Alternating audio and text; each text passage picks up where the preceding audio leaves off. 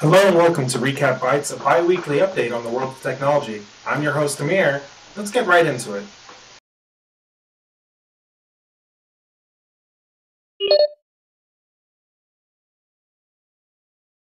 HP has finally announced the date by which it intends to let loose open WebOS 1.0 on the world. It's going to come out sometime this September. Personally, I'm excited to see what will come from the open source and hacker community once they get their hands on the code.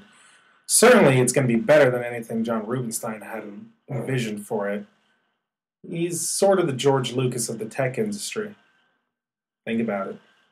The Xbox 720 is said to be coming out in 2013, and along with it, rumored anti-used game function. It seems rather silly to me that Microsoft would promote such a thing when buying and trading games is such a huge part of gamer culture. Not to mention they have deals with stores like GameStop who rely heavily on used game sales.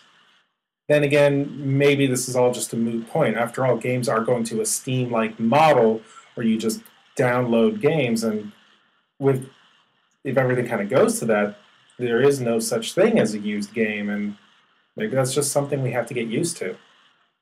Wrigley's might be liable for damages by its double your pleasure, double your fun, double mint gum slogan, as RIM's former co-CEOs ran the company into the ground and had to step down this past week.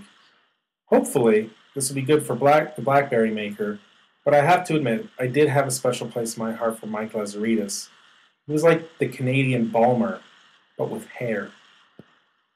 MegaUpload is claiming that its service isn't substantially different enough from that of YouTube's, and therefore should not have been shut down.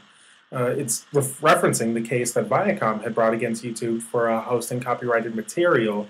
The case was decided in YouTube's favor. Viacom is appealing, but personally, I can think of a couple reasons why YouTube would be allowed to stay up, whereas MegaUpload wouldn't. One, without YouTube, where would we get all of our funny cat videos? MTV might have to start showing music videos again, and Daniel Tosh would be out of a job. That's not an America I want to live in. That's it for this episode of Recap Bytes. You can follow Recap Attack on Twitter at Recap Attack. Subscribe, like, whatever. Follow me on Twitter at ArcMuddiser. And yeah, thanks for listening.